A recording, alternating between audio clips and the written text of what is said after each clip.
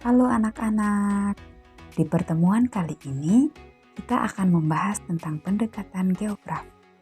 Nah, tahukah anak-anak apa itu pendekatan geografi?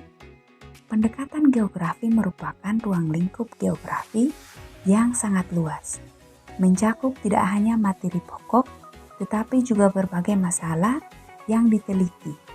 Pendekatan geografi digunakan untuk memahami permasalahan dan fenomena geosfer yang terjadi di permukaan bumi, terutama interaksi antara makhluk hidup dengan lingkungannya.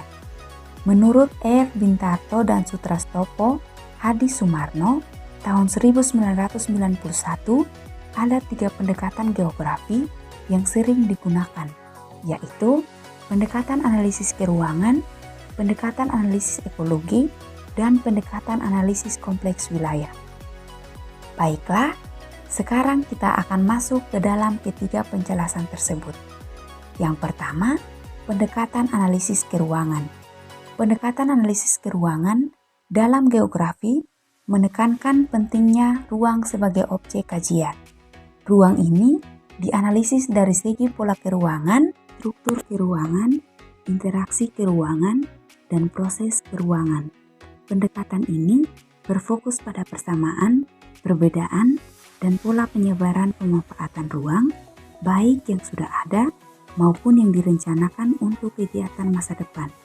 Pendekatan analisis keruangan ini kemudian terbagi lagi menjadi 4 macam, yakni analisis pola keruangan, analisis struktur keruangan, analisis interaksi keruangan, dan analisis proses keruangan. Pertama, analisis pola keruangan, yaitu menyoroti pada pola, bentuk, dan persebaran fenomena di permukaan bumi, baik fenomena alam seperti aliran sungai, vegetasi, kemudian tanah,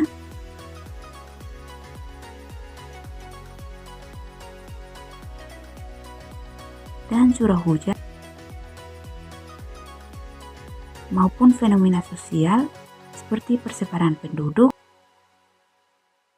pencaharian, dan permukiman. Contohnya, pada saat pandemi COVID-19, analisis pola keruangan ini digunakan untuk memetakan wilayah-wilayah yang terdampak dan memprediksi wilayah yang berpotensi terdampak ke depannya. Selanjutnya adalah analisis struktur keruangan. Analisis ini berfokus pada komposisi unsur-unsur yang membentuk ruang. Unsur-unsur tersebut meliputi manusia, alam, dan teknologi yang masing-masing memiliki sifat positif atau negatif. Contohnya, masyarakat dapat memberikan kontribusi positif pada lingkungan melalui tindakan gotong royong dalam menjaga kebersihan, tetapi dapat juga berdampak negatif dengan membuang sampah sembarangan. Selanjutnya, analisis interaksi keruangan. Analisis ini berfokus pada hubungan antara elemen atau unsur lingkungan, baik yang terjadi dalam satu elemen maupun antara elemen yang berbeda, baik secara individu maupun antar wilayah, untuk membangun komunikasi antar wilayah. Contohnya, kebutuhan sayuran segar masyarakat Kota Kupang yang dipenuhi dengan mendatangkan sayuran yang diproduksi oleh petani di daerah Oisau. Selanjutnya, analisis proses keruangan. Analisis ini mengedepankan proses yang berkaitan dengan ruang. Proses ini biasanya terlihat dalam transformasi ruang dari waktu ke waktu. Contohnya adalah perkembangan kota yang semakin modern, di mana bangunan lama diubah menjadi pusat perbelanjaan atau ruang publik yang lebih fungsional, sehingga meningkatkan kualitas hidup penduduknya. Yang kedua adalah pendekatan analisis ekologi atau kelingkungan. Pendekatan ekologi adalah metode untuk menganalisis fenomena geosfer di lokasi tertentu dengan menggunakan konsep ekosistem.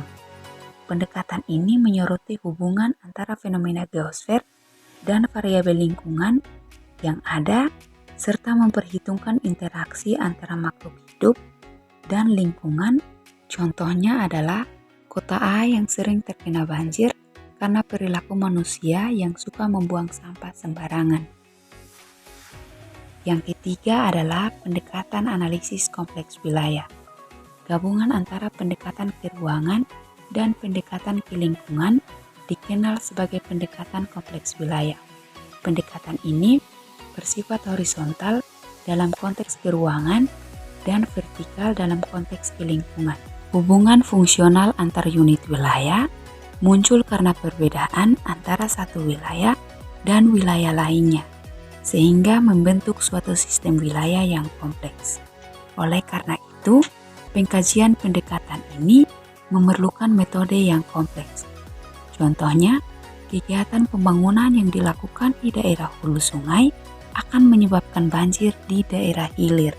Jadi, kesimpulan dari materi kita hari ini tentang pendekatan geografi adalah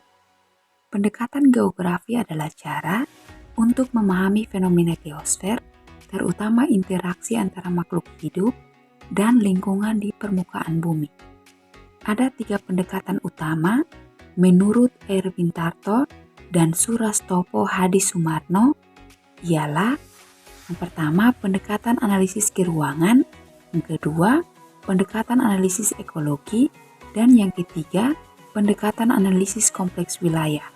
Ketiga pendekatan ini saling melengkapi untuk memahami interaksi antara manusia, ruang, dan lingkungan secara menyeluruh, sehingga menjadi dasar penting dalam pengelolaan lingkungan dan pembangunan yang berkelanjutan.